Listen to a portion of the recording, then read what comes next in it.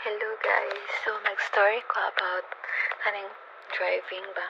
So 7 years ago, nag-eskwela ko og driving school. And katong akong eskwelahan is manual car to siya. So first nga car na ako na drive is Wigo katong sa Global Link.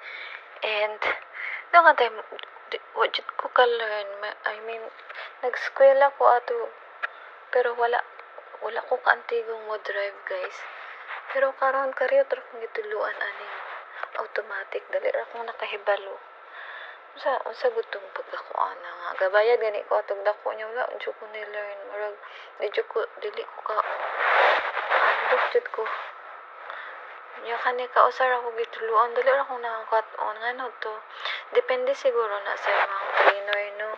So kamo guys, kung ganahan gani mong mo-learn og something nga ganahan ninyong buhaton, pilian ninyo ang trainer or coach nga komportable mo or dali mong mo-learn sa ilaha.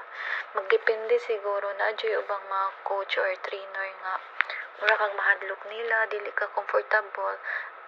Ang epekto is dili ka mo learn, so maong pilian jud.